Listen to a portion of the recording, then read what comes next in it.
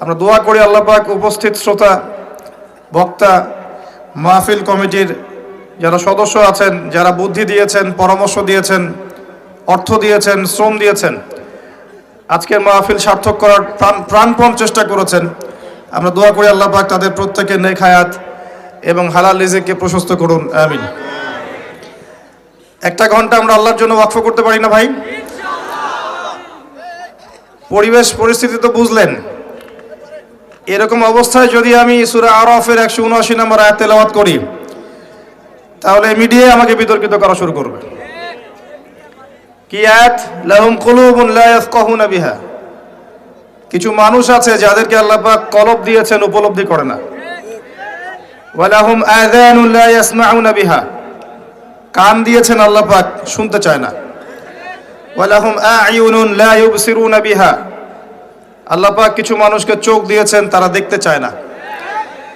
আল্লাহ বলছেন উলাইকা কাল আনআম, এরা হচ্ছে গবাদি পশুর মতো। বাল হুম আদাল, আল্লাহ বলছেন বরং তার চাইতেও এরা নিকৃষ্ট। ওয়া উলাইকা হুমুল গাফিলুন, এরা হচ্ছে গাফিল সম্প্রদায়। আল্লাহর কথা এটা। কিছু মানুষ সম্পর্কে আল্লাহ পাক এই কথা বলেছেন, কিছু মানুষ সম্পর্কে। আমি বলছি না আপনার সম্পর্কে বলেছেন, আমি বলছি আল্লাহ পাক কিছু মানুষ সম্পর্কে এই কথা বলেছেন যে কিছু মানুষকে আল্লাহ পাক কলব দিয়েছেন, কলব, হৃদয়, অন্তর, উপলব্ধি করতে চায় না। আল্লাহ পাক কান দিয়েছেন, কান, শুনতে চায় না। আল্লাহ পাক চোখ দিয়েছেন, চোখ, দেখতে চায় না। যাদেরকে এগুলো দেওয়ার পরেও তারা আল্লাহ নিদর্শন দেখছে না, উপলব্ধি করছে না, বুঝতে চেষ্টা করছে না, আল্লাহ পাক তাদেরকে বলেছেন তারা মানুষের কাতারে পড়ছে না। আল্লাহ পাক বলছেন তারা জীবজন্তুর মতো, বাল হুম আদল, বরং তার চেয়েও নিকৃষ্ট। আমরা যে বা যারাই দিনের সাথে সম্পৃক্ত, দিন ইসলামের সাথে সম্পৃক্ত, আমাদের দ্বারা এমন কোনো স্বভাব আশা করা যায় না যে আমরা কলব থাকতেও বুঝবো না, কান থাকতেও শুনবো না, চোখ থাকতে দেখবো না। এটা তাদের জন্য শোভা পায় যাদের কাছে ইসলামের মতো ধর্ম নাই। যাদের কাছে ইসলাম আছে, কোরআন আছে এবং সুন্নাহ আছে, তাদের জন্য শোভা পায় না যে আমরা এমন হব যে আমরা আমাদের ইন্দ্রিয়গুলোকে কাজে লাগাবো না। 1 ঘন্টার মাহফিলের প্রত্যেকটা সেকেন্ড মূল্যবান। একে তো আপনারা কষ্ট করে এখানে এসেছেন, দিনের 2টা কথা শুনবেন, জানবেন, আমল করার এই নিয়তে এসেছেন। যে আসছে কিছু কথা বলার জন্য, সেও 5-6 ঘন্টা সফর করে আসছে। এই সফরের আর 2 ঘন্টা যদি ওকে তাকে জ্যামে বসে থাকতে হয়, তাহলে কি অবস্থা? তাহলে চিন্তা করেন। মাহফিল শেষ হলে কিন্তু আপনারা চলে যাবেন, তা আমাকে কিন্তু আবার 6 ঘন্টা সফর করে যেতে হবে। আমি কিন্তু রাস্তায় রাত কাটাবো, এটা কিন্তু সবাই বুঝবে না। মনে করবে যে 1 ঘন্টা আসবে, লেকচার দিবে, চলে যাবে। এমন কি 5 ঘন্টা জার্নি করে আসতে হবে, আবার রাতে আবার 5 ঘন্টা জার্নি করে যেতে হবে। আপনারা বাসায় গিয়ে ঘুমাবেন, আমি কিন্তু রাস্তায় ঘুমাবো। কথাটা কি বুঝতে পারছেন? প্রত্যেকটা বিষয়ের পিছনে মুজাহাদার দরকার আছে, ইফোর্ট দিতে হয়, শ্রম দিতে হয়। এখন যদি আমাদের অজ্ঞতার কারণে এই সাজানো গোছানো প্ল্যাটফর্মগুলো নষ্ট হয়ে যায়, তাহলে এই আয়াতগুলো তেলাওয়াত করলে কি আমার দোষ হয়ে যাবে? আমরা সুশৃঙ্খল জাতি, যেটা কমান্ড দেয়া হবে ফলো করবে, সিম্পল। মুসলিম জাতি এমন, সামি'না ওয়া আতা'না, শুনলাম, মানলাম। এবং আমাদের ভুলের কারণে যখন দায়ীদের, আলেমদের বা বক্তাদের, আল্লাহর রাস্তার যারা মুজাহিদ বা মুবাল্লিগ, তাদের যদি ক্ষতি হয়, তাদের মান সম্মানের, তাদের অর্থ সম্পদের, তাদের আহাল পরিবারের, তাদের জীবনের যদি ক্ষতি হয়, এই ক্ষতির দায়ভার কে বহন করবে? শত শত মানুষ মিলে কি একজন আলেমের জায়গা দখল করতে পারবে? শত শত মিডিয়া কর্মী মিলে কি একজন আল্লাহর রাস্তার মুজাহিদের জায়গা দখল করতে পারবে? এত সহজ না সবকিছু। একজন আলেম হতে হলে অনেক পড়াশোনা করতে হয়, সময় দিতে হয়, শ্রম দিতে হয়, বাড়ি ছাড়তে হয়, স্ত্রী ছাড়তে হয়, বাবা মা ছাড়তে হয়, সব ছেড়ে আল্লাহর পথে পড়ে থাকতে হয়। তিলে তিলে তিলে তিলে একটা আলেম গড়ে ওঠে, একজন দায়ী গড়ে ওঠে, একজন মুজাহিদ গড়ে ওঠে। তাদেরকে যদি আপনারা জাতির সামনে অপদস্থ করেন, আলটিমেটলি দিনের ক্ষতি করছেন, দিনের কোনো উপকার করছেন না। এগুলো ভালো, যখন কিছু কিছু ইস্যু আসবে, এর পিছনের মৌলিক কারণগুলো সবার সামনে স্পষ্ট হয়ে যাবে। যখন আত্মহত্যা শব্দ এসেছে, তখন বাংলাদেশের লক্ষ লক্ষ যুবক সিরাতের কিতাব পড়া শুরু করেছে, আসলেই আছে কিনা দেখি তো। এই ওসিলায় লাখ লাখ যুবক আর রাহিকুল মাকতুম বইটা পড়েছে, আলহামদুলিল্লাহ। যখন কোরআন ইস্যু এসেছে তখন কোরআনুল কারীম বুঝে পড়ার দিকে বহু মানুষ ফোকাস করছে। তারা বলছে শুধু আমি তেলাওয়াত শিখবো না, আমি বুঝেও পড়বো ইনশাআল্লাহ। তেলাওয়াত শিখলে নেকি হবেই ইনশাআল্লাহ, প্রত্যেক হরফে 10 নেকি হবে ইনশাআল্লাহ তাআলা, কোনো সন্দেহ নাই। কিন্তু বুঝে পড়ে তাদাব্বুর, গবেষণা, আমল করা এবং কোরআনের হক আদায় করা, এটা শুধু তেলাওয়াতের সমান নয়, কোশ্চিনকালেও না। যখন এই ইস্যু এসেছে তখন শত শত লক্ষ লক্ষ যুবক আলহামদুলিল্লাহ কোরআনের অনুবাদ পড়া শুরু করেছে, আলহামদুলিল্লাহ। প্রত্যেক ফাইন্না মাআল উসরি ইউসরা, প্রত্যেকটা কষ্টের পিছনে কি থাকে? স্বস্তি থাকে। কোনো কিছুকে আপনি অকল্যাণ মনে করছেন, তার পিছনে একটা কল্যাণ আছে। নতুন একটা ইস্যু দাঁড় করিয়ে দেওয়া হয়েছে, দেখবেন এর ফলশ্রুতিতে কিছু মানুষের দিনের লেবাসে দুনিয়া পূজারী কিছু মানুষের সত্যিকার রূপ স্পষ্ট হয়ে যাবে ইনশাআল্লাহ তাআলা। আল্লাহর রাস্তার দাঈদের, মুজাহিদদের, আল্লাহর রাস্তার মুবাল্লিগদের, আলেমদের যাররা পরিমাণ কোনো ক্ষতি হবে না ইনশাআল্লাহ তাআলা। আল্লাহ রাব্বুল আলামিন যাকে কবুল করে নেন, যে জাতিকে কবুল করেন, যে ব্যক্তিকে কবুল করেন, যে সমাজকে কবুল করেন, পৃথিবীর সারা শক্তি মিলেও তার কোনো ক্ষতি করতে পারবে না। কবুলিয়াত আল্লাহর পক্ষ থেকে আসে, কোনো ষড়যন্ত্র কবুলিয়াতকে ধ্বংস করতে পারে না। ইব্রাহিম আলাইহিস সালাম জীবিত নেই, তার আদর্শ কিয়ামত পর্যন্ত থাকবে ইনশাআল্লাহ। মুহাম্মদ সাল্লাল্লাহু আলাইহি ওয়াসাল্লাম জীবিত নেই, তার আদর্শ কিয়ামত পর্যন্ত থাকবে ইনশাআল্লাহ। আমাদের ইমাম আবু হানিফা রাহিমাহুল্লাহ, তাকে জেলখানায় বিষ প্রয়োগে হত্যা করা হয়েছে। আজকে কি হানাফি মাযহাব মরে গেছে? ইমাম আহমদ বিন হাম্বল রাহিমাহুল্লাহকে পিটানো হয়েছে, রাস্তায় রাস্তায় ঘোরানো হয়েছে। তার কি হাদিসের সমস্ত কিতাব নষ্ট হয়ে গেছে? ইমাম বুখারী, মুসলিম, তিরমিজি, নাসাই, আবু দাউদ, ইবনে মাজাহ কেউই নেই জীবিত। তাদেরকে পারিবারিক, সামাজিক, অর্থনৈতিক, রাষ্ট্রীয় সমস্ত নির্যাতন সহ্য করতে হয়েছে। তারপরেও কি তাদের আদর্শ থেমে গেছে? এত দূরে যাচ্ছেন কেন? ইসলামিক যখন খিলাফা ছিল তখন ইসলামের খিলাফা প্রতিষ্ঠার জন্য যেসব আলেমরা, যেসব রাষ্ট্রনেতারা, যেসব সামাজিক নেতারা কাজ করেছিল, বীর যোদ্ধারা, তাদের স্মৃতিকে মানুষ ভুলে গেছে? সাহাবায়ে কেরাম রাদিয়াল্লাহু আনহুম আজমাইন, তাদের রেখে যাওয়া আদর্শকে মানুষ ভুলে গেছে? মানুষ পৃথিবী থেকে চলে গেলেই যে তার আদর্শ চলে যাবে এমন নয়। আল্লাহ যাকে কবুল করবেন, তার কথা, তার কর্ম, তার লিখনি, তার মুজাহাদা কিয়ামত পর্যন্ত থাকবে ইনশাআল্লাহ তাআলা। এটাই কবুলিয়াত। এটাকে ভিতরে এবং বাহিরে ষড়যন্ত্র দিয়ে নষ্ট করা যাবে না ইনশাআল্লাহ। আল্লাহ রাব্বুল আলামিন যদি আপনার সাথে থাকেন এবং আপনি যদি হকপন্থী হন, আপনি যদি অনেস্ট হন, সৎ হন এবং হক হয়ে থাকেন, এবং আল্লাহ যদি আপনার সাথে থাকেন, আল্লাহ যদি জানেন যে আপনি সত্য, আপনি হক, বাকিরা বাতিল, বাতিল শক্তি একসাথে মিলেও আপনার যাররা পরিমাণ ক্ষতি করতে পারবে না। আপনাকে আল্লাহ পাক নিশ্চিত মৌতের হাত থেকে ফিরিয়ে আনতে পারবেন ইনশাআল্লাহ। কিন্তু আপনি যদি ডিসঅনেস্ট হন, অসৎ হন, আপনার ভিতরে মিথ্যা থাকে, কপটতা থাকে, হিংসা থাকে, অহংকার থাকে, আপনার ভিতরে দোষ থাকে, আল্লাহ জানেন যে আপনি দোষী, তাহলে এত শক্তির দরকার নাই, নিজের ঘরের মধ্যেই আপনি অপদস্থ হয়ে যাবেন। আমরা আল্লাহর প্রতি তাওয়াক্কুল করছি, আল্লাহ পাক আমাদেরকে তার পথে কবুল করুন এবং আল্লাহ পাক আমাদের সবাইকে সুশৃঙ্খল জাতি হওয়ার তৌফিক দান করুন। আল্লাহ পাক আমাদের সবাইকে নিজেদের জান, মাল, সময়, শ্রম ব্যয় করে দ্বীন ইসলামের খেদমত করার তৌফিক দান করুন। আল্লাহ পাক দৃশ্য অদৃশ্যের সমস্ত অনিষ্ট থেকে আল্লাহ পাক আমাদের আপামর জনসাধারণকে, আমাদের সরকারকে, আমাদের প্রশাসনকে, আমাদের দায়ীদেরকে, আমাদের আলেমদেরকে, আমাদের যুবকদেরকে, যুবতীদেরকে সবাইকে হেফাজত করুন, আমিন। আসুন, আজকে আমি জ্যামটাকে কাজে লাগানোর চেষ্টা করছিলাম। জ্যামে যদি বসে থাকেন সময়টাকে কাজে লাগাতে পারেন, নাসিহা করছি।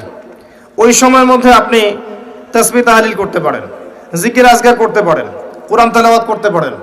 আজকে আমি ভাবছিলাম যে আপনাদেরকে কি বলবো, কি এমন বলবো যে কথাটা বললে 1 ঘন্টার মাহফিলের হকটা আদায় হবে।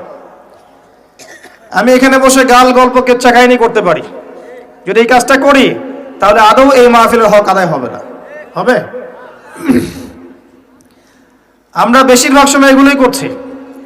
মাহফিলে বসে আমরা যা করছি, কেচ্চা কাহিনী শোনাচ্ছি, গাল গল্প করছি, অলিক কথাবার্তা বলছি, একে অপরের সমালোচনা করছি, একটা কনস্ট্রাকটিভ লেকচার দেওয়ার চেষ্টা করছি না। একটা গঠনমূলক কথা বলতে 1 ঘন্টার দরকার হয় না আসলে, জানেন? বিদায় হজের ভাষণ নবী সাল্লাল্লাহু আলাইহি ওয়াসাল্লাম দিয়েছেন, দেন নাই? 15 থেকে 20 মিনিটের ভাষণ। কত মিনিট? হাইয়েস্ট হবে 15 থেকে 20 মিনিট বা আধা ঘন্টার ভাষণ।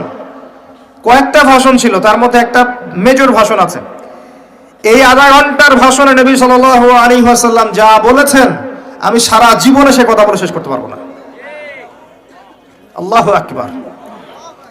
গঠনমূলক কথা হলে, মৌলিক কথাগুলো যদি মানুষের কাছে বলা যায়, এত বেশি সময়েরও দরকার হয় না। আর একটা মাহফিলের মধ্যে সব বিষয় বলা তো সম্ভব না। সম্ভব?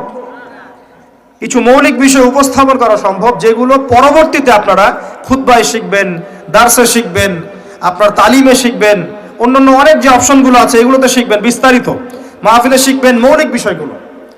এতে করে জনগণকে ইসলামের ক্ষেত্রে উজ্জীবিত করে রাখা হয় যে ইসলাম এখনো টিকে আছে জমিনের মধ্যে, এবং ঈমানের চর্চা হয়, রিচার্জ হয়। আমার জন্য হয়, আপনার জন্য হয়। আল্লাহ পাক আমাদের সবাইকে ঈমান তাজা করার তৌফিক দান করুন। চতুর্দিকে একটু তাকাবেন, এবং তাকানোর জন্য আমি আপনাকে বলবো 2টা চোখ খুলতে হবে। আমাদের কি 2 চোখ আছে? জি, আমাদের 2টা চোখ আছে। আমি যদি বলি আবু জেহেল, নাম শুনেছেন? আলী রাদিয়াল্লাহু আনহু, নাম শুনেছেন? আবু জেহেল নবী সাল্লাল্লাহু আলাইহি ওয়াসাল্লামের উপরে নাজিলকৃত কোরআনকে চিনতে পারলো না। পারলো? আলী রাদিয়াল্লাহু আনহু পারলেন। বাহ্যিকভাবে তাদের 2 জনের চোখে কি কোনো সমস্যা আছে? আবু জেহেল চোখে দেখতে পায়, আলী রাদিয়াল্লাহু আনহু পায়। 2 জনকে ডাক্তারের কাছে পাঠান, ডাক্তার বলবে 2 জনের চোখই সমান, কোনো সমস্যা নাই। ঠিক না ঠিক? কিন্তু আবু জেহেলের কোন চোখ অন্ধ, যেই কারণে সে সত্যকে চিনতে পারলো না? উত্তর দেন। কোন চোখ? কলবের চোখ। লাহুম কুলুবুন লা ইয়াফকাহুনা বিহা, এই যে কলবের চোখ। সর্বপ্রথম আমাদের কলবের চোখটাকে আগে জিন্দা করতে হবে, যদি আপনি চতুর্দিকের ফিতনাগুলোকে রিকগনাইজ করতে চান। শুধু বাইরের চোখ দিয়ে আপনি কোশ্চিন কালেও সব বুঝতে পারবেন না। বাইরের চোখ দিয়ে আপনি দেখবেন পরিবার সুন্দর আছে, পরিবারে বাড়ি হচ্ছে, গাড়ি হচ্ছে, টাকা পয়সা হচ্ছে, সব ঠিক আছে, পরিবার সুন্দর, মাশাআল্লাহ। বাইরের চোখ দিয়ে আপনি দেখবেন আপনি 5 ওয়াক্ত নামাজ পড়ছেন, জুমার দিন যাচ্ছেন, ঈদের দিন যাচ্ছেন, রমজান মাসে রোজা রাখছেন, সুযোগ পেলে হজ উমরা করছেন, আপনি মাশাআল্লাহ পাক্কা মুসলিম মনে হবে আপনার কাছে। বাহ্যিক চোখ দিয়ে দেখলে মনে হবে আমি ইকোনমিক লাইফে খুব ভালো, ব্যবসা করে খাচ্ছি, একটু সুদ না হয় খাচ্ছি, ঘুরিয়ে ফিরিয়ে এটাকে জায়েজ করে নিচ্ছি, একটু না হয় মানুষের সম্পদ নিয়েই নিলাম, তার জন্য দোয়া করে দিব, কি সমস্যা? বাহ্যিক চোখ দিয়ে দেখলে আপনার কাছে মনে হবে ঠিক আছে আমি হালাল খাচ্ছি, হারামের লেশ মাত্র নাই আমার রিজিকের মধ্যে। বাহ্যিক চোখ দিয়ে আপনি দেখলে মনে করবেন বিশ্ব এগিয়ে যাচ্ছে, বিশ্বের অর্থনীতি, রাজনীতি সব এগিয়ে যাচ্ছে, আপনার কাছে মনে হবে এমন, মনে হবে মানুষ পৃথিবী ধ্বংস হয়ে গেলে এরপর মঙ্গল গ্রহে গিয়ে থাকবে, তারপর আরেকটা গ্রহে থাকবে, তারপর আরেকটা গ্রহে থাকবে, মানুষের মৌত হবে না। এগুলো মনে হবে বাহ্যিকভাবে। বিশ্ব এগিয়ে যাচ্ছে, আমরাও এগিয়ে যাচ্ছি, এখন সায়েন্সের যুগ, টেকনোলজির যুগ, সায়েন্টিফিক রেভলিউশনের যুগ, একটা উন্নত সভ্যতা আমরা বাস করছি, আপনার কাছে মনে হবে যদি বাহ্যিক চোখ দিয়ে সব দেখেন।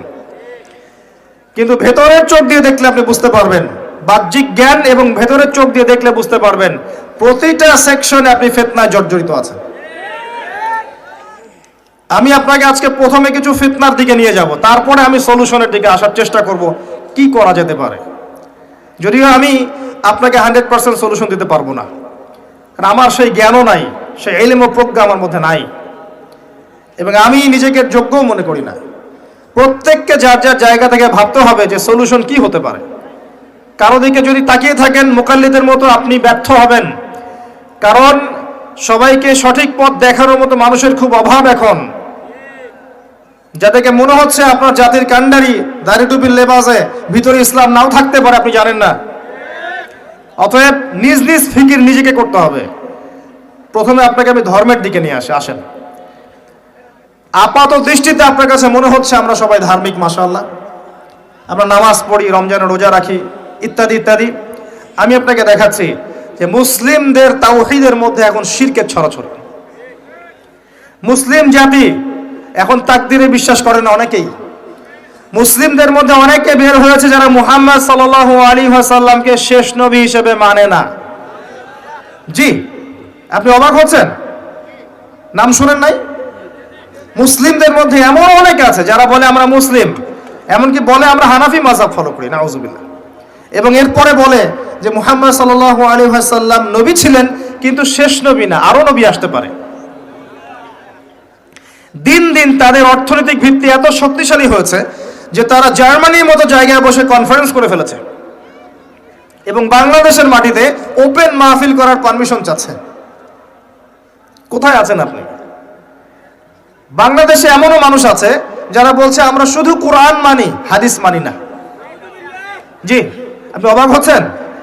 আমি আপনাকে দেখাচ্ছি যে আপনাকে ধর্মের দিক থেকে শুরু করলাম, আপনাকে আমি নিয়ে যাব উপর লেভেল পর্যন্ত। কি পরিমাণ ফিতনা আপনি বসে আছেন, কি পরিমাণ ফিতনাময় পরিবেশে আমরা বসে আছি। দুই চোখটা দিয়ে দেখবেন, এক চোখ দিয়ে না। আর দুই চোখের কথা মনে পড়লেই একজনের কথা মনে পড়ে আমার, তিনি হচ্ছেন খিদির আলাইহিস সালাম। কি নাম? কোন সূরা আছে কথা? সূরা কাহফে আছে, বাসায় গিয়ে পড়বেন। নবী মুসা আলাইহিস সালাম একটা ভাষণ দিচ্ছিলেন, আর একজন উঠে দাঁড়িয়ে বললেন আপনি খুব চমৎকার ভাষণ দিচ্ছেন, আপনার চেয়ে কোনো জ্ঞানী মানুষ আছে পৃথিবীতে? নবী মুসা আলাইহিস সালাম বলেছিলেন না। আল্লাহ পাক ধরলেন তোমার চেয়ে জ্ঞানী মানুষ আছে, তার নাম খিদির। নবী মুসা আলাইহিস সালাম বললেন কোথায় কোথায় তিনি? আমাকে ঠিকানা দেন, আমি তার সাথে সাক্ষাৎ করব, আমি তার কাছে জ্ঞান শিখব। তিনি সফর করলেন, অনেক লম্বা সফর। আল্লাহ পাক বললেন যেখানে দুইটা সাগর মিলিত হবে সেখানে তুমি তাকে পাবে। গিয়ে দেখলেন তিনি সেখানে বসে আছেন। বললেন আমি আপনার কাছে জ্ঞান শিখতে চাই। খিদির আলাইহিস সালাম বললেন তুমি আমার সাথে ধৈর্য ধরতে পারবে না। সুবহানাল্লাহ। তিনি বললেন ইনশাআল্লাহ আমি ধৈর্য ধরবো, আমাকে সাথে নেন। আচ্ছা ঠিক আছে চলো। যেতে যেতে নৌকা ফুটা করে ফেললেন। কে ফুটা করলেন? খিদির আলাইহিস সালাম। আর একটু সামনে গিয়ে একটা বাচ্চাকে হত্যা করলেন। আর একটু সামনে গিয়ে একটা দেয়ালকে নির্মাণ করলেন কোনো পারিশ্রমিক ছাড়াই। প্রত্যেকটা বার মুসা আলাইহিস সালাম বললেন এটা কেন করছেন, এটা কেন করছেন, এটা কেন করছেন। আর খিদির আলাইহিস সালাম কারণ পরে ব্যাখ্যা করলেন যে মুসা তোমার সাথে আমার আর পথ চলা হলো না, তবে কারণটা আমি বলে দিচ্ছি। কারণ হচ্ছে নৌকায় কারণে ফুটা করেছি, না হলে জলদস্যু নৌকা নিয়ে যেত। এই বাচ্চাকে হত্যা না করলে বাচ্চা বড় হয়ে বড় কাফের হতো, এবং দেয়াল নির্মাণ না করলে ওই দেয়ালের নিচে দুইজন এতিম বালকের পৈতৃক সম্পত্তি আছে, এটা মানুষ নিয়ে চলে যেত। বাহ্যিক চোখ দিয়ে মুসা আলাইহিস সালাম সব বুঝতে পারেননি, পেরেছেন? অন্তর্দৃষ্টি দিয়ে আল্লাহর নূর দিয়ে খিদির আলাইহিস সালাম দেখেছেন, তিনি বুঝতে পেরেছেন আসল ঘটনা কি। এটাই বলছি আপনাকে, প্রত্যেকটা মুসলিমকে এখন খিদির হতে হবে আলাইহিস সালাম। এক চোখ দিয়ে দেখলে হবে না, দুই চোখ দিয়ে দেখতে হবে। কিন্তু কলবের চোখ দিয়ে দেখার যোগ্যতা কিভাবে অর্জিত হবে, এটা একটা পয়েন্ট। প্রথম কথা হচ্ছে মনের মধ্যে থেকে হিংসা দূর করতে হবে, মনের মধ্যে থেকে খারাপ রিয়া, অহংকার, খারাপ রিপু দূর করতে হবে। তাসকি, আত্মশুদ্ধি লাগবে। মনের ভিতরে কারো জন্য কোনো বিদ্বেষ রাখা যাবে না। মনটা হতে হবে পবিত্র, সফট, সবার জন্য শুভাকাঙ্ক্ষী। সবার জন্য শুভাকাঙ্ক্ষী বলে যে আপনি হক কথা স্পষ্ট করে বলবেন না এমন নয়, হক হকই বলবেন। যদি বাতিলের গায়ে লাগে কিচ্ছু করার নাই। যদি সারা দুনিয়ার মানুষ মিথ্যা কথা বলে আপনার সত্য বলার সাহস থাকা চাই, তখন কলবে নূর আসবে ইনশাআল্লাহ। দ্বিতীয় বিষয় হচ্ছে বেশি বেশি মৌতের স্মরণ, পরকালের স্মরণ, কোরআন তেলাওয়াত, আল্লাহর জিকির করা, আল্লাহর কাছে দোয়া করা। মনটা নরম হবে, তাসকিয়া হবে ইনশাআল্লাহ তাআলা। আল্লাহ নূর আপনার কলবে আসবে, আপনি খিদির আলাইহিস সালামের মতো দুই চোখ দিয়ে বিশ্বকে দেখতে পারবেন ইনশাআল্লাহ আযজা ওয়া জাল। এবার আপনি ওই দুই চোখ দিয়ে দেখেন, মুসলিমদের মধ্যে বহু মানুষ এখন মুহাম্মদ সাল্লাল্লাহু আলাইহি ওয়াসাল্লামকে শেষ নবী হিসেবে মানে না। নাউজুবিল্লাহ। মুসলিমদের মধ্যে এমন অনেক মানুষ আছে যারা বলে এখন কোরআন মানি, হাদিস মানি না। মুসলিমদের মধ্যে বহু মানুষ তাকদীরে এখন বিশ্বাস করে না, তারা কিন্তু নামাজ পড়ে, 5 ওয়াক্ত নামাজ পড়ে। মুসলিমদের মধ্যে বহু মানুষ আল্লাহর হালালকে এখন হারাম করে নেয়, আল্লাহর হারামকে হালাল করে নেয়। জি, তারা মুসলিম, 5 ওয়াক্ত নামাজ পড়ে। মুসলিমদের মধ্যে বহু মানুষ এখন কবরে সেজদা করে, মাজারে সেজদা করে, আল্লাহ ছাড়া অন্য কারো নামে জবাই করে, আল্লাহ ছাড়া অন্য কারো কাছে দোয়া করে, আল্লাহ ছাড়া অন্য কারো জন্য নজর মানত করে, কুরবানি করে। মুসলিমরা এগুলো করে। ধর্মের অবস্থা দেখাচ্ছি আপনাকে। মুসলিমদের মধ্যে ম্যাক্সিমাম মুসলিম 5 ওয়াক্ত নামাজ মসজিদে পড়ে না। বিশ্বাস করছেন না? আপনি জরিপ করে দেখেন, আপনার এলাকার যে মসজিদগুলো আছে জরিপ করে দেখেন, কতজন আদমশুমারি আছে না? মুসলিম পরিবারের সংখ্যা কয়টা, নামাজে যায় কয়জন, জরিপ করে দেখেন, আমার কথা সত্য পেয়ে যাবেন ইনশাআল্লাহ। আর যারা যায় তাদের মধ্যে ফজর এশায় কয়জন যায় আল্লাহু আ'লাম। কিন্তু রমজানে তারাবিতে তারা আসবে, এসে বলবে ইমাম সাহেব নামাজ তাড়াতাড়ি পড়েন, এসে বলবে আজকে জিলাপি না খোরমা, আজকে কি। ওই সময় দেখবেন মসজিদে ওদের দৌরত্ব বেড়ে গেছে। জি, দেখবেন মসজিদে নামাজ হচ্ছে, পাশে হৈ হুল্লা হট্টগোল করবে। কমন সেন্স উঠে গেছে, দেখবেন নামাজ পড়ছে একজন ব্যক্তি, পাশে হৈ হুল্লা হট্টগোল করবে। মুসলিমদের মধ্যে দেখবেন ম্যাক্সিমাম মুসলিম এখন আল কোরআন বিশুদ্ধ করে তিলাওয়াত করতে জানে না। প্রমাণ চান আপনি? জরিপ করেন বিশুদ্ধ করে। যারা পড়া জানে তাদের কতজনের পড়া সহি, এটা আলেমদেরকে জিজ্ঞাসা করলে বুঝতে পারবেন। আবার যারা হিফজ করেছে তাদের মধ্যে কত পার্সেন্ট কোরআনের অর্থ জানে, জরিপ করে বের করেন। আবার আমরা যারা টুকটাক অর্থ জানি, তারা কোরআনে কতটুকু আদেশ মানি আর নিষেধ বর্জন করি, এটাও একটা ভাবার বিষয়। আবার যারা আমরা কোরআনের হকগুলো আদায় করার চেষ্টা করছি, তারা কোরআনে কতটুকু দাওয়াত মানুষকে দেই, এইটাও একটা ভাবার বিষয়। সব মিলিয়ে সমস্যা আছে। আল কোরআন প্রথমত তিলাওয়াত করা শিখতে হয়। সবার জন্য আমভাবে তিলাওয়াত করা শেখাটা ফরজ। এরপরে কিছু অংশ হিফজ করার চেষ্টা করতে হয়, এরপরে অর্থ বোঝার চেষ্টা করতে হয়, অ্যারাবিক ল্যাঙ্গুয়েজ গ্রামার শিখতে হয়, এরপরে আদেশ নিষেধ মানা এবং বর্জন, এরপরে কোরআনের দাওয়াত মানুষের কাছে প্রচার করা। আল কোরআনের হকগুলো কি বোঝাতে পারলাম ভাই? আল্লাহ পাক আমাদেরকে আদায় করার তৌফিক দান করুন। সামনে রমাদান আসে, এই রমাদান মাসে আমরা যেন আদায় করার চেষ্টা করি, সচেষ্ট হই, চেষ্টাগুলোকে বাড়িয়ে দেই। আল্লাহ পাক তৌফিক দান করুন, আমিন। মুসলিমদের মধ্যে বহু মানুষ কোরআন তেলাওয়াত করতে জানে না। মুসলিমদের মধ্যে কত পার্সেন্ট মানুষ রাসূল সাল্লাল্লাহু আলাইহি ওয়াসাল্লামের সুন্নাহ মাফিক দিন রাত পার করে জরিপ করে দেখে নেন। কত পার্সেন্ট মুসলিমের দাড়ি আছে দেখেন, কত পার্সেন্ট মুসলিমের সুন্নতি লেবাস আছে দেখেন, কত পার্সেন্ট মুসলিম রাসূল সাল্লাল্লাহু আলাইহি ওয়াসাল্লামের সুন্নাহ মাফিক প্রত্যেকটা কাজ করছে জীবনে, জরিপ করে দেখেন। কোথায় বসে আছেন আপনি? ইভেন বহু মুসলিম আছে যারা সুন্নতের নামে সমাজে বেদাত চালু করেছে। মানে আমিলা আমালান লাইসা আলাইহি আমরুনা ফাহুয়া রাদ। নবীজি বলেছেন, যে ব্যক্তি এমন কোন কাজ করবে দিনের মধ্যে যার পক্ষে আমার কোনো প্রমাণ নাই বা কোনো আদেশ নাই, এটা রাদ, প্রত্যাখ্যাত। এটাকেই বিদআত বলা হয়। কুল্লু বিদআতিন দালালা বা কুল্লু দালালাতিন ফিন্নার। প্রত্যেক বিদআতই ভ্রষ্টতা, আর এই প্রত্যেক ভ্রষ্টতার পরিণাম জাহান্নাম। অনেক কাজ করি আমরা সুন্নত মনে করে, যেগুলো আসলে সুন্নত নয়। জি, জিনসে বেদাত হয়ে যায়, স্থানে বেদাত হয়ে যায়, অনেকভাবে বেদাত হয়ে যায়। আমরা সিস্টেম চালু করে ফেলি, নতুন সিস্টেম, যেগুলো নবী সাল্লাল্লাহু আলাইহি ওয়াসাল্লাম করেননি, সাহাবায়ে কেরাম রাদিয়াল্লাহু আনহুম কেউই করেননি। আমরা করছি দিব্যি নেকির কাজ মনে করে। নবী সাল্লাল্লাহু আলাইহি ওয়াসাল্লাম হাউজে কাউসারের সামনে দাঁড়িয়ে থাকবেন, এক শ্রেণীর মানুষ পানি পান করতে গিয়ে সামনে একটা পর্দা পড়ে যাবে।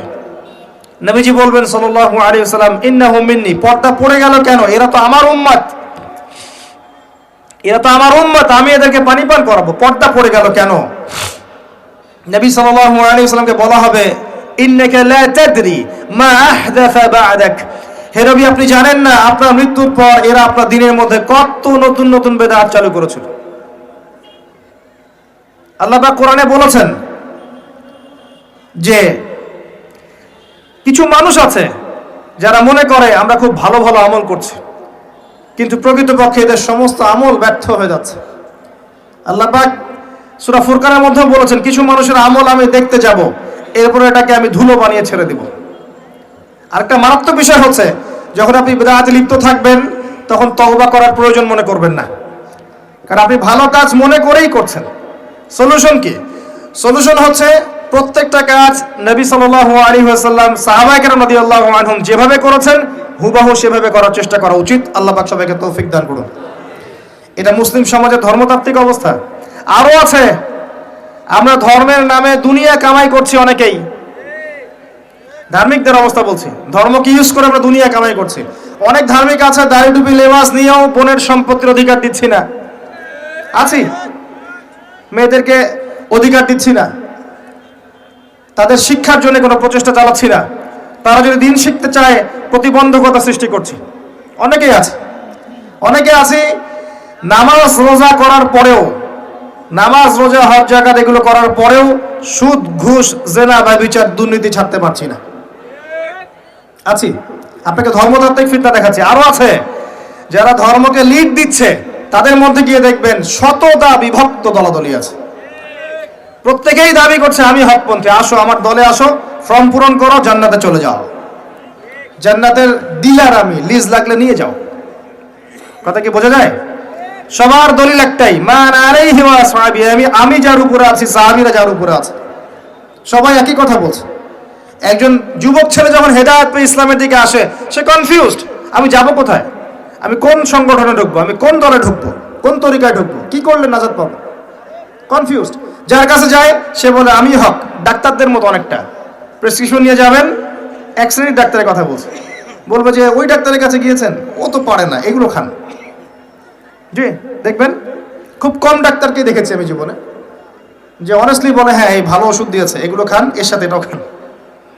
আমাদের ক্ষেত্রে সেম, ওই আলেমের কাছে গিয়েছো, তার তো এই সমস্যা, তার তো সেই সমস্যা, আমাদের কাছে আসো, এখানে আসো। আবার ওখানে যাবেন, বলবে যে কোথায় গিয়েছো, ওখানে গিয়েছিলে, তার তো ওই সমস্যা, তার তো ওই সমস্যা, এখানে থাকো। এই করতে করতে আপনি হক খুঁজেই পাবেন।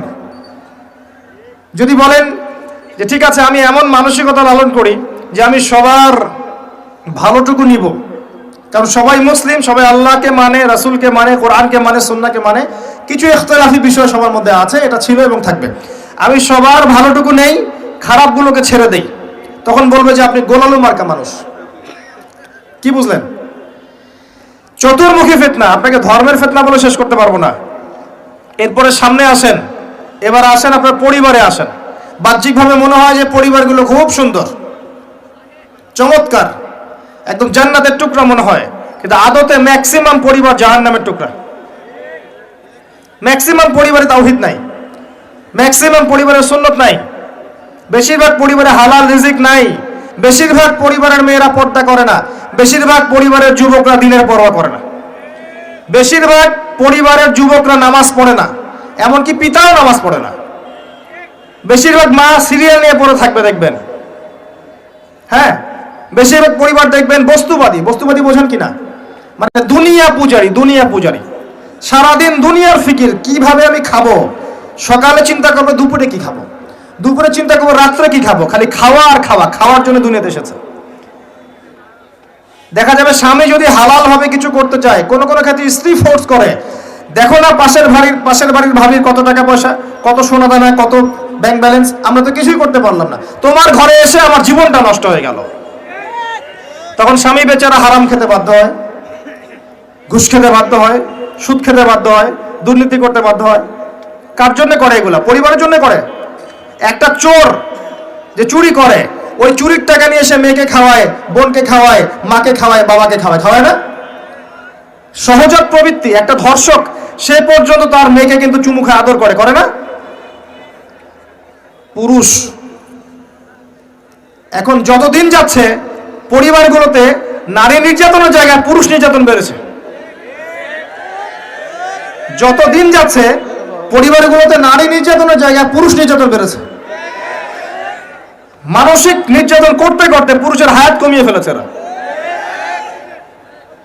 আবার অনেক পরিবার এমনও আছে যে পরিবারের মহিলারা দিনদার, দিনের পথে চলতে চায়, কিন্তু পুরুষেরা জাহিলিয়াতের কারণে এদেরকে চলতে দেয় না, দিনের পথে চলতে দেয় না, তালিমে যেতে দেয় না, কোরআন পড়তে দেয় না, একটু দিনের আলোচনা করবে সে সুযোগ করে দেয় না। সারাটা দিন যাও চুলা ঠালো, রান্না করো, সন্তান দেখো, এতটুকু চায়।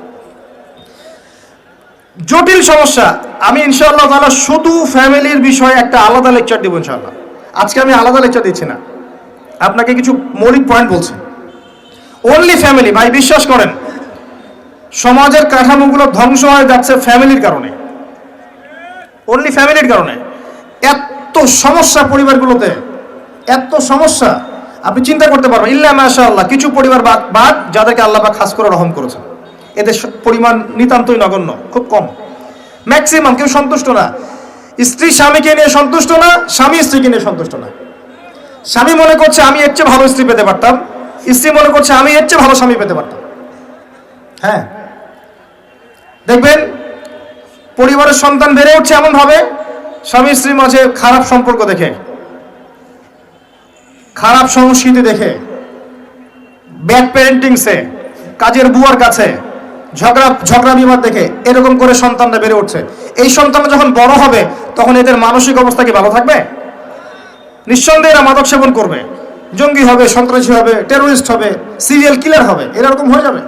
আর ছোটবেলা থেকে এরকম পরিবেশে তারা বড় হয়েছে।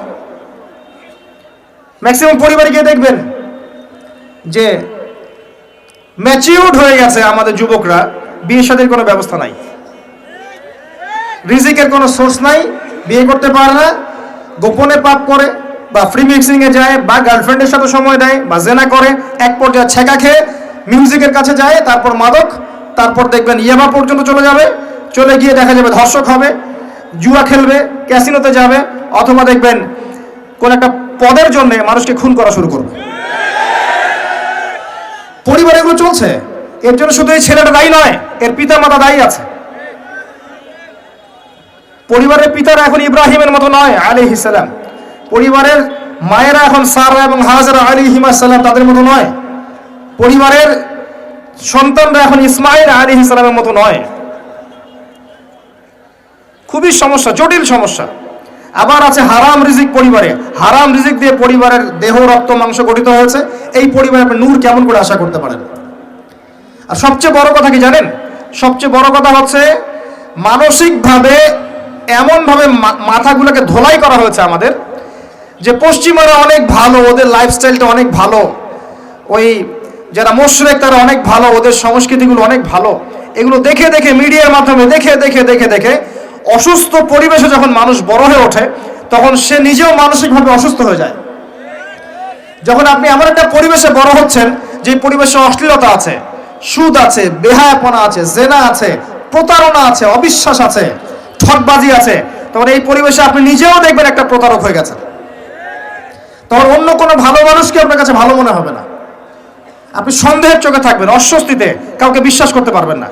একটা পরিবার শুধু ভালোবাসার ভিত্তিতে টিকে থাকে না, একটা পরিবার টিকে থাকে সম্মান, আপোষে হৃদ্যতা, আত্মসম্মানবোধ, গায়রত এবং বিশ্বাসের ভিত্তিতে। যে পরিবারে বিশ্বাস নাই একে অপরের উপরে, সেই পরিবার কখনো টিকতে পারবে না। যে পরিবারে একে অপরের প্রতি বিশ্বাস নাই, শ্রদ্ধা নাই, আনুগত্য নাই, শুধু ভালোবাসা দিয়েও পরিবার টিকতে পারবে না, কোটি কোটি টাকা দিয়েও পরিবার টিকতে পারবে না। পরিবারের সবার মাঝে হৃদ্যতার দরকার থাকে, মহব্বতের সাথে সম্মান থাকতে হয়, একজন একজনকে সম্মান করতে জানতে হয়, যার যার সম্মান তাকে তাকে দিতে শিখতে হয়, আনুগত্য থাকতে হয়, সামিআনা আতাআনা থাকতে হয়, প্রত্যেকটা বিষয়ে জেতার মানসিকতার থেকে সবর করার মানসিকতা থাকতে হয়। তখন দেখবেন পরিবার আস্তে আস্তে একটা রুহানি পরিবেশ তৈরি করতে পারবে ইনশাআল্লাহ তাআলা। পরিবারগুলো এখন এগুলো কোথায়? সবাই যার যার স্বার্থ নিয়ে পড়ে থাকবে। এবং এখনকার পরিবারের পুরুষগুলো হচ্ছে সব স্বার্থ পূরণ করার মেশিন, যার যার স্বার্থ তাকে তাকে পূরণ করতে হবে, দ্যাটস অল।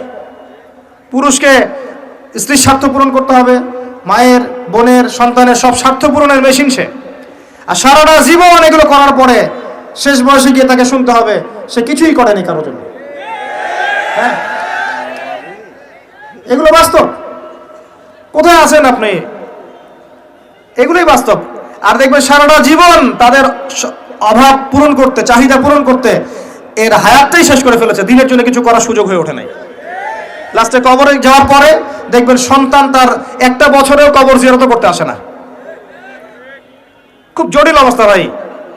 আমি ফিতনাগুলো নিয়ে খুব ভাবি এবং একটা সলিউশনই পাই, নিজে আমি একটাই সলিউশন পাই, যে এই যে জীবনটা আল্লাহ দিয়েছেন, সলাতি ইন্না সলাতি ওয়া নুসুকি ওয়া মাহইয়ায়া ওয়া মামাতি, এটাকে লিল্লাহি রাব্বিল আলামিন করতে হবে।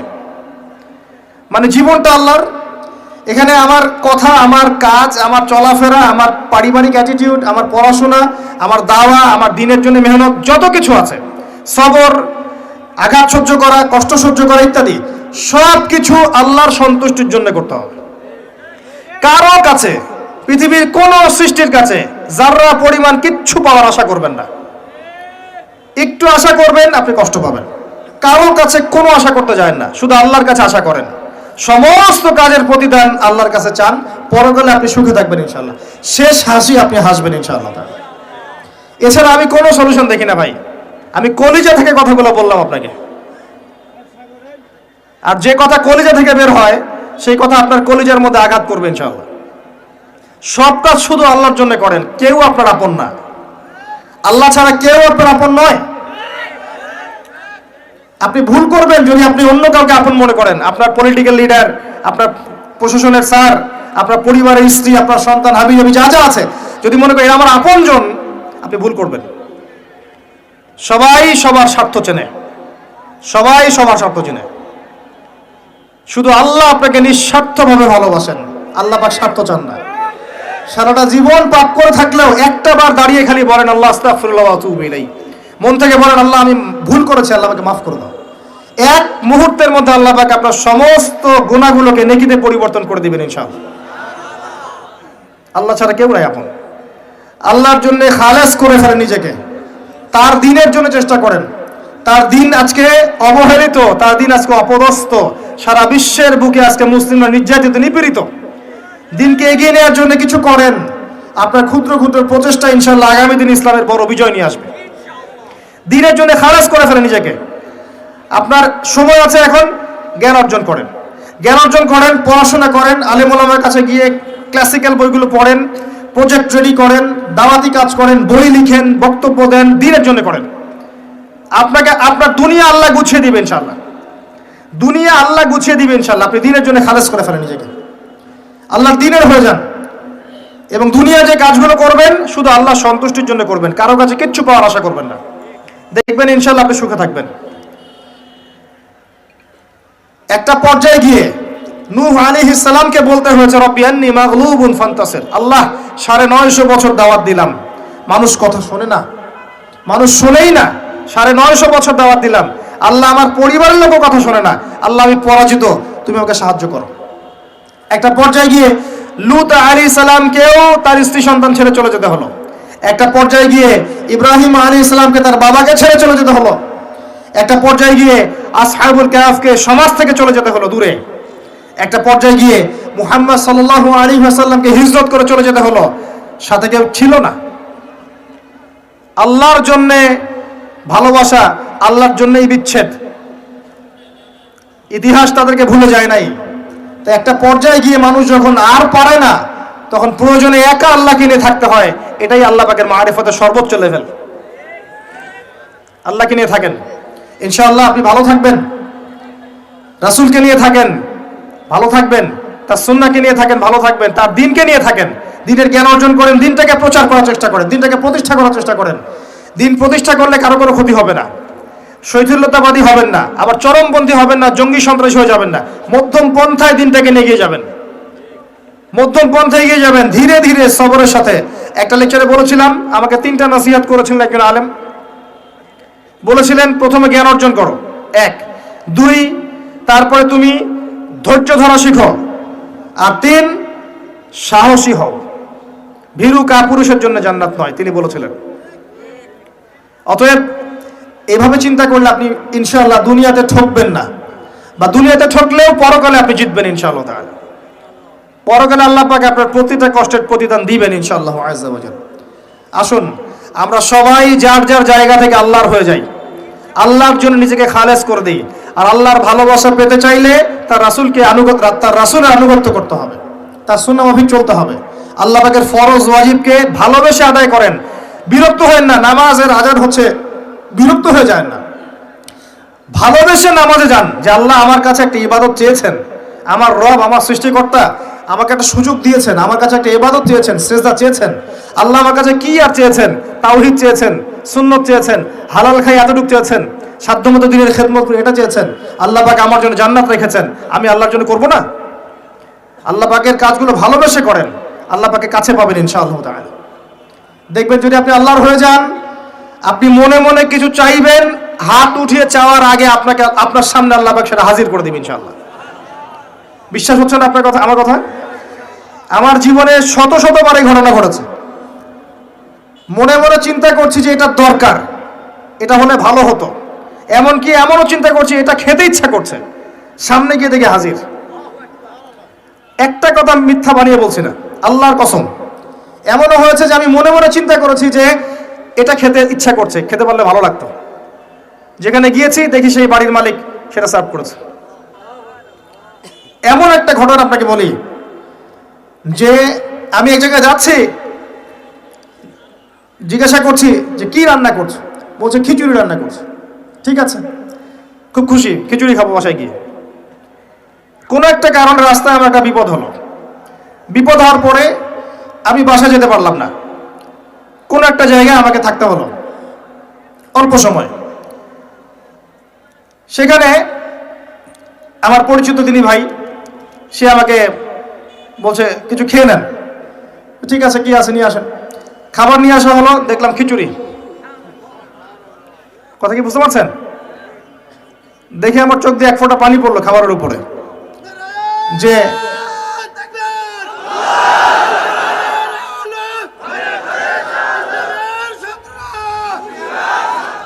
দাঁড়ান, আল্লাহ পাক এতই কাছে, এতই কাছে। যদি আপনি আল্লাহর হয়ে যান, আল্লাহর জন্য খালেস করে ফেলেন নিজেকে, আপনি দেখবেন আপনি যা চাচ্ছেন আল্লাহ পাক আপনার মনের কথা শুনে নেবেন, আপনার সামনে হাজির করে দিবেন ইনশাআল্লাহ। কিচ্ছু ভাববেন না, আল্লাহকে ছাড়া কোনো দিকে ভাবার দরকার নাই। আল্লাহর দিন আজকে একটা চরম অবমাননাকর জায়গার মধ্যে আছে, আপনি বুঝতে পারছেন না। দুই চোখ দিয়ে দেখেন, সারা বিশ্বের প্রেক্ষাপটের সাথে মুসলিমদের অবস্থা মেলান, দেখবেন আমরা আর সে আগের জায়গায় নাই। আমাদের অবস্থা এখন ভালো নয়, প্রত্যেকটা দিক থেকেই ভালো নয়। ধর্মের ক্ষেত্রে না, ইকোনমিক্সে না, পলিটিক্সে না, জিও পলিটিক্সে না, সোশ্যালি না, সংস্কৃতিতে না, কোনো ক্ষেত্রেই নাই। আমরা সে আগের জায়গায় নাই এখন আর।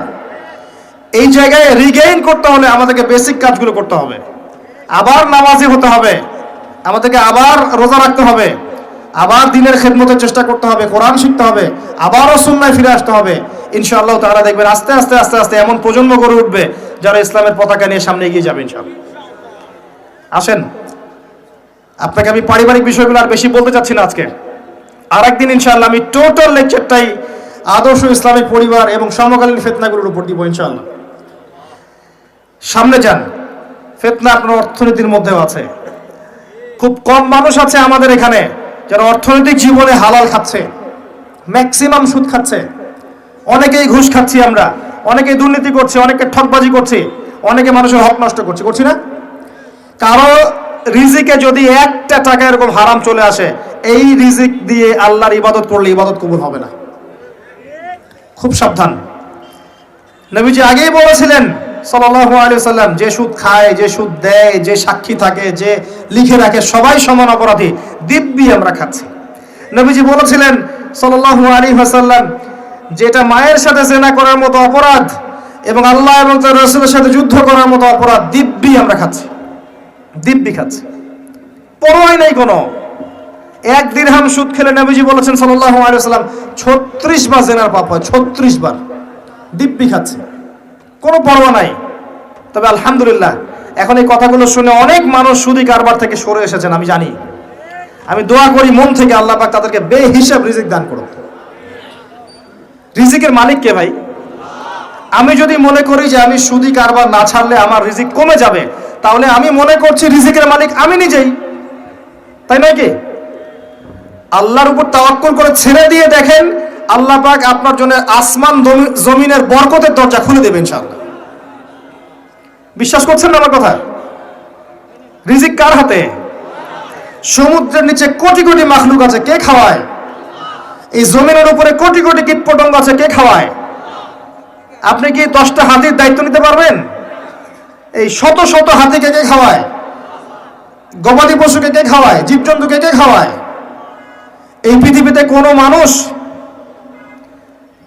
না খেয়ে মারা যেত না যদি তারা আল্লাহর বিধান অনুযায়ী অর্থনৈতিক জীবন পরিচালিত করত। যদি ওরা সুদ না খেত, সুদ খাওয়ার ফলে রিজিক কমে গেছে, আর তারা যদি যাকাতটা ঠিক মতো দিত, তাহলে দেখতেন দারিদ্রতা বলে কিছু থাকতো না। ধনী গরিব থাকতো, কিন্তু সবাই একটা সাম্যাবস্থায় থাকতো, কেউ একেবারে নিষ্পেষিত হতো না। কারণ যাকাত এবং ব্যবসার মধ্য দিয়ে টাকা পয়সা ঘুরতে থাকে, এক হাত থেকে আরেক হাতে যেতে থাকে। আর রিবার মধ্য দিয়ে টাকা পয়সা এক শ্রেণীর মানুষের হাতে চলে যায়, ধনীদের হাতে চলে যায়, আর গরিবরা আস্তে আস্তে দারিদ্রতার অতল তলে যেতে থাকে। আপনার অর্থনৈতিক জীবন ঠিক নাই, দেখবেন এখানে ফিতনার শেষ নাই। অন্যদিকে আসেন, আপনি সামাজিকভাবে দেখেন, সামাজিক জীবনে ফিতনার শেষ নাই। খেয়াল করে দেখেন, আত্মীয়তার সম্পর্কগুলো নষ্ট হয়ে যাচ্ছে। খেয়াল করে দেখেন, এখন টাকার জন্য সন্তান বাবাকে হত্যা করে, সন্তান মাকে হত্যা করে, ভাই ভাইকে হত্যা করে, বোন বোনকেও হত্যা করছে। প্রতিবেশীর হক আমরা দিতে পারছি না, আত্মীয়তার হক দিতে পারছি না, জমি নিয়ে দ্বন্দ্ব, বাড়ির সীমানা নিয়ে দ্বন্দ্ব, ব্যবসা নিয়ে দ্বন্দ্ব, দ্বন্দ্বের শেষ নাই। এটা সোশ্যাল জীবনে হচ্ছে। আবার ইকোনমিক সেকশনে এমনও হচ্ছে, ব্যবসা করছি হালাল মনে করে, এখানে সুযোগ বুঝে সিন্ডিকেট করছি, মজুদদারি করছি, ইচ্ছা করে দাম বাড়িয়ে দিচ্ছি, মানুষকে বিব্রত করছি, গভর্নমেন্টকে বিব্রত করছি, এগুলো আমরা কৃত্রিম সংকট তৈরি করছি, মাপে কম দিচ্ছি, ব্যবসা করছি মাপে কম দিচ্ছি। অমুসলিম ব্যবসা করছে, মাপে সঠিক দিচ্ছে, অমুসলিম ব্যবসা করছে, মাপে সঠিক দিচ্ছে। অমুসলিম ব্যবসায়ী সিন্ডিকেট করছে না, একজন হিন্দু ব্যবসায়ী, আল্লাহ পাক তাকে হেদায়েত করুক, সে মাপে কম দিচ্ছে না, সিন্ডিকেট করছে না, কৃত্রিম সংকট তৈরি করছে না, মুসলিমরা করছে। রমজান মাসকে কেন্দ্র করে মুসলিমরা ব্যবসা করে নিচ্ছে, সুবহানাল্লাহ। আর মানুষ সামান্য নিত্য প্রয়োজনীয় দ্রব্যের জন্য ট্রাকের পিছনে দৌড় দিচ্ছে। কি একটা দৃশ্য, সুবহানাল্লাহ। এর ফলাফল আপনি পাবেন, মানুষের হক নষ্ট করার ফলাফল পাবেন। কিয়ামতের মাঠে এর বিচার না করে আল্লাহ পাক ছাড়বেন না। এত সহজ না কোনো কিছু। আল্লাহ পাক কিয়ামতের মাঠ রেখেছেন, রাখার দরকার ছিল, না হলে কোনো জালেমের বিচার হতো না। যত জালেম এই পৃথিবীতে পার পেয়ে গেছে, কিয়ামতের মাঠে কেউ পার পাবে না। এই জন্য আল্লাহ পাক কিয়ামতের মাঠ রেখেছেন, এবং এটা রাখা উচিত ছিল। আল্লাহ পাক শুধু গফুর রহিম নন, আল্লাহ পাক হচ্ছেন আদেল, ন্যায় বিচারক। আল্লাহ পাকের আদালত আছে। সোশ্যাল লাইফে আরো দেখবেন, যুব সমাজকে তাকাবেন, দেখবেন ম্যাক্সিমাম যুবক এখন মাদকের সাথে সম্পৃক্ত। মাদক বলতে আমি সিগারেটকেও বুঝিয়েছি। কয়টা ছেলে পাবেন স্মোক করে না? এখান থেকে শুরু করে আস্তে আস্তে গাঁজা, ফেন্সিডিল, ইয়াবা পর্যন্ত চলে যায়। ক্যাসিনোতে রাত কাটায়, জুয়া খেলে, দেখবেন আপনি মেয়ে নিয়ে ফুর্তি করছে, জেনা করছে। সমাজের দিকে তাকান, বেশি বেশি জেনা বেড়েছে। পাড়ায় পাড়ায়, মহল্লায় মহল্লায় জেনা, জেনা আর জেনা। বেশি বেশি ধর্ষণ বেড়েছে। ধর্ষণ তো বাড়বেই, কারণ পর্নোগ্রাফি যে আছে, পর্নোগ্রাফি বন্ধ না করতে পারলে ধর্ষণ বন্ধ হবে না। পর্ন ফ্রি অ্যাক্সেস, সবাই মোবাইলের মধ্যে পর্ন দেখতে পারে। যে কেউ বাসায় যাবে, দরজা বন্ধ করবে, রাত্রেবেলা শুয়ে পর্ন দেখবে, যে কেউ পারবে, কেউ পথে যাওয়ার নাই। আর মনের মধ্যে তো আল্লাহর ভয় নাই, নামাজ রোজা হজ যাকাত তো নাই। পর্ন দেখবে, ভিতর থেকে পশু হয়ে যাবে। তখন একটা মেয়েকে তার কাছে মেয়ে মনে হবে না, গোশতের টুকরা মনে হবে। জি, যে ব্যক্তি পর্ন আসক্ত, তার কাছে একটা মেয়েকে মেয়ে মনে হয় না, তার কাছে একটা মেয়েকে সম্মান দেওয়ার মানসিকতা থাকে না, তার কাছে একটা মেয়েকে মনে হয় একটা মাংসের বা গোশতের টুকরা, একে ভোগ করতে হবে, এতটুকু মনে হয়। একটা বাচ্চা মেয়েকে সে আদর করে কোলে নিতে পারবে না, তার কাছে মনে হবে এই মেয়েটাকেও পেরে ধর্ষণ করে ফেলবো। ডে বাই ডে বাচ্চাদের ধর্ষণ বেড়েছে বাংলাদেশের মাটিতে। এটার কারণ পর্নোগ্রাফি। এটা মানুষকে পশু বানিয়ে ফেলেছে। আর কিভাবে বললে আপনারা বুঝবেন? পর্ন বন্ধ না করতে পারলে যুব সমাজের অবক্ষয় ঠেকানো যাবে না। এই পর্নোগ্রাফির কারণে ধর্ষণ বেড়েছে। এর উপরে আরো আছে, এর উপরে মেয়েরা আবার জিন্স গেঞ্জি পরে ঘুরছে, বেহায়াপনার মতো ঘুরছে। রাস্তায় ঘাটে, অফিসে, শপিং মলে, বিমানবন্দরে, যে কোনো জায়গায় আপনি যান, দেখবেন মেয়েরা নগ্ন হয়ে ঘুরছে। কাপড় পরেও নগ্ন, কাপড় পরেও নগ্ন। এটা ওই নগ্ন বোঝানো হয়নি যে একেবারে কোনো ড্রেসই নাই। নবীজি বলেছেন নিসাউন কাসিয়াতুন আরিয়া, এমন এক শ্রেণীর মহিলা আসবে যারা কাপড় পরেও নগ্ন থাকবে। এর ব্যাখ্যা আমাকে করার দরকার নাই আপনার সামনে, আপনি জানেন ভালো করে ব্যাখ্যা কি। কাপড় পরে নগ্ন থাকবে, এগুলো ছড়িয়ে দিচ্ছি, এগুলো উস্কিয়েও দিচ্ছি। এবং যখন কেউ পর্দা করতে যাচ্ছে, বলছি এ মৌলবাদী হয়ে গেছে, সন্ত্রাসী হয়ে গেছে, এ ব্যাকডেটেড হয়ে গেছে, বোরখা পরে পরীক্ষা দিতে আসছে কেন, নেকাব খোলো, এরকম করছি আমরা ওর সাথে। জি, আবার মেয়ে ছেলে ফ্রি মিক্সিং দিয়ে দিচ্ছি। ছেলে মেয়ে স্কুল লাইফ থেকে শুরু করে একদম জব সেকশন পর্যন্ত, প্রতিটা সেকশনে ফ্রি মিক্সিং পর্যন্ত। গায়রে মাহরাম একে অপরের সাথে মিলেমিশে কাজ করবে। এটা হচ্ছে কাঁধে কাঁধ মিলিয়ে সমাজ বিনির্মাণ। সুবহানাল্লাহ, লা ইলাহা ইল্লাল্লাহ, লা হাওলা ওয়ালা কুওয়াতা ইল্লা বিল্লাহ। এতে করে একে পর্নোগ্রাফি, ভিতর থেকে পশু, তার উপর নগ্নতা, তার উপর ফ্রি মিক্সিং, তার উপরে আবার উস্কে দেওয়া হচ্ছে এগুলো কাছে আসার গল্প। তখন আপনি সমাজে ধর্ষণ ঠেকাতে পারবেন? জেনা ঠেকাতে পারবেন? এর ফলে পরিবার ভেঙে যাবে। বাসায় বউ থাকবে, বাইরে মেয়ের সাথে জেনা করবে, বাসায় পুরুষ থাকবে, বাইরে পুরুষের সাথে করবে। এই হলো সামাজিক কাঠামোর অবস্থা। এর উপরে আবার আছে মাদক, এর উপরে আবার আছে আপনার বস্তুবাদী জীবন ব্যবস্থা। সব মিলিয়ে সমাজটা আগের মতো নাই। এটা ইসলামিক সমাজ। আমরা 90% মুসলিমের দেশে বাস করি, এটা ইসলামিক সমাজ। দুই চোখ দিয়ে দেখেন, আমি আপনাকে এক চোখ দিয়ে দেখতে বলছি না। এক চোখ দিয়ে দেখলে মনে হবে সব ঠিক আছে, ভিতর থেকে দেখেন কিচ্ছু ঠিক নাই, আর উঁচু লেভেলে চলেন, আপনাকে জিও পলিটিক্যাল জায়গায় নিয়ে যায়। নবী সাল্লাল্লাহু আলাইহি ওয়াসাল্লাম শেষ জামানা ফিতনাগুলোর মধ্যে অনেক ফিতনা কথা বলেছেন, যে মেয়েদের সংখ্যা বাড়বে, ছেলেদের সংখ্যা কমবে, মেয়েরা পুরুষের পোশাক পরবে, পুরুষেরা মেয়েদের পোশাক পরবে, মহামারী বাড়বে, জলোচ্ছ্বাস বাড়বে, ভূমিকম্প বাড়বে, আপনার জেনা বাড়বে, মাদক বাড়বে, সব বলেছেন। আরেকটা বড় কথা বলেছেন, সেটা হচ্ছে হত্যা বাড়বে, হারাজ, ফিতনা হারাজ বাড়বে। আল ফিতনাতু আশাদ্দু মিনাল কতল, হত্যা বাড়বে, হত্যা। পুরো বিশ্ব তাকিয়ে দেখেন খালি হত্যা আর রক্তপাত আর রাহাজানি আর কাটাকাটি আর মারামারি। কে কাকে ডমিনেট করবে এই জায়গায় বসে আছে।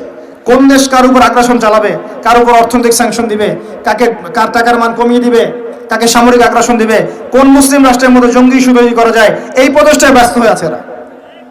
পুরো বিশ্বের মধ্যে একটা শ্রেণী আছে ওই পশ্চিমা সভ্যতার মধ্যে, যাদের চরিত্রের সাথে ইয়াজুজ আর মাজুজের চরিত্রের মিল আছে, যারা চায় সারা বিশ্বের মানুষ ওদের দাস হয়ে থাক। এদের এই কুকীর্তির কারণেই প্রথম বিশ্বযুদ্ধে প্রায় 3-4 কোটি মানুষ মারা গেছে, দ্বিতীয় বিশ্বযুদ্ধে প্রায় 7-8 কোটি মানুষ মারা গেছে। সামনে একটা অপেক্ষা করছে, এখানে না জানি কত কোটি মানুষ মারা যায়। হাদিসে এসেছে 3 ভাগের 1 ভাগ মানুষই মারা যাবে, 3 ভাগের 1 ভাগ মানুষ যুদ্ধ বিগ্রহে মারা যাবে, 1 ভাগ রোগ বালাই মহামারীতে মারা যাবে, 1 ভাগ মানুষ বাকি থাকবে। কত বছর পরে এগুলো হবে এটা আমাকে জিজ্ঞাসা করেন না, কিন্তু সামনে হবে এটা নিশ্চিত থাকেন। বড় বড় ভূমিকম্প অপেক্ষা করছে, পৃথিবীর পূর্ব দিকে একটা, পশ্চিমে একটা, মাঝখানে একটা। নিউক্লিয়ার যুদ্ধ অপেক্ষা করছে সামনে। একটা যদি পড়ে পৃথিবীর একটা অংশ উড়ে যাবে, মেসাকার। আর আল্লাহ পাকের একটা সুন্নাহ আছে, আল্লাহ পাকের সুন্নাহ আমি ইতিহাস পড়ে জেনেছি। ইতিহাস পড়তে পড়তে আমি একটা কনক্লুশনে এসেছি যে আল্লাহ পাকের একটা কমন সুন্নাহ হচ্ছে, যখন কোন সম্প্রদায়ের মধ্যে জুলুম বেড়ে যায়, আল্লাহ দ্রোহিতা বেড়ে যায়, জুলুম বেড়ে যায়, আল্লাহ পাক আরো বড় জালেমকে এর উপর চাপিয়ে দেন, ওই জালেমের হাতে একে অপদস্থ করে দেন। কোনো ব্যত্যয় হবে না এই সুন্নতের। দেখে নিয়েন, যারা জুলুম করছে এখন, আল্লাহ পাক আরো বড় জালেমকে দিয়ে শাস্তি দিয়ে দিবেন।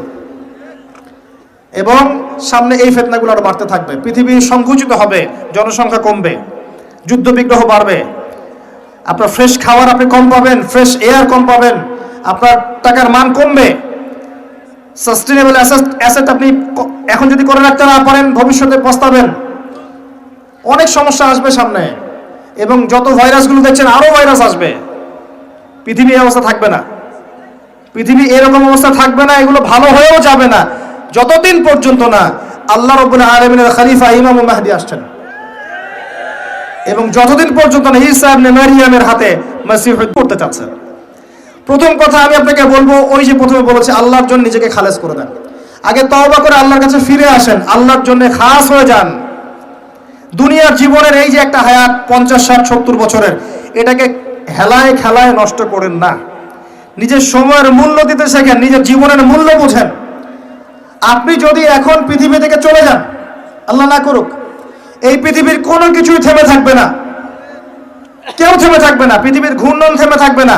মাঝখান থেকে আপনার জীবনটা চলে গেল, আপনি আপনার সময়টা, জীবনটা নষ্ট করে ফেলেছেন। গবাদি পশুর মতো জীবন যাপন করেন না, আপনি আপনার জীবনের মূল্য বোঝার চেষ্টা করেন। এখানে আমরা এই করতে আসি নাই যে খাবো, ঘুমাবো, স্ত্রী সহবাস করবো, বাচ্চা জন্ম দিব, বাস মরে যাব। এর জন্য পৃথিবীতে আসেনি আমরা। ওমা খালাকতুল জিন্না ওয়াল ইনসা ইল্লা লিয়াবুদুন, শুধু আল্লাহর ইবাদত করতে এসেছে। এটাকে বোঝেন, বুঝে আল্লাহর পথে ফিরে আসেন। 1 নাম্বার। 2 নাম্বার, তওবা করেন, খালেস তওবা, এবং যার যার হক তাকে তাকে দিয়ে দেন, নিজের হক আল্লাহর কাছে চেয়ে নেন। কেউ যদি আপনার কাছে টাকা পায় দিয়ে দেন, কাউকে গালি দিয়ে থাকেন ক্ষমা চেয়ে নেন, কারো সম্পদ আত্মসাৎ করে থাকেন ছেড়ে দেন। মানে মানুষের সাথে জড়িত কোনো হক থাকলে দিয়ে দেন, দ্রুত দিয়ে ক্লিয়ার হয়ে যান, শোধ করে ফেলেন। এরপরে আমি বারবার বলি, কারণ কিছু মানুষের কানে কথা ঢুকতেই চায় না, বারবার বলি জ্ঞান অর্জন করতে হবে।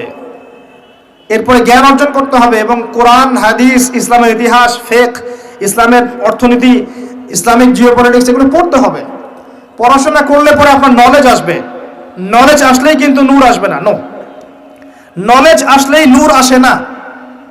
ডিগ্রি সার্টিফিকেট আসলেই আল্লাহর নূর আসে, এটা ঠিক নয়। ডিগ্রি সার্টিফিকেটের পরেও আত্মশুদ্ধির পরে গিয়ে আপনার কলবে নূর আসবে, যখন কলবে আত্মশুদ্ধি আসবে তখন। আর আত্মশুদ্ধি ডিগ্রি দিয়ে অর্জিত হয় না। এর পদ্ধতিগুলো আমি অনেক লেকচারে বলেছি। এরপরে আপনার উচিত, আমার উচিত যতটুকু জানি আমল করা, একটা দিনকে অপচয় না করা। একটা দিন এসেছে গনিমত মনে করে বেঁচে নেন, দিন এসেছে গনিমত মনে করে বেঁচে নেন। প্রতিটা কাজ নবী সুন্নাহ মতো এনজয় করেন, লাইফটাকে এনজয় করেন, কোরআন সুন্নাহ দিয়ে লাইফকে এনজয় করতে শেখেন। এরপরে হকপন্থী আলেমের কাছে গিয়ে সোহবতে থাকেন, ভালো কিছু শেখেন। আর হকপন্থী আলেম কারা?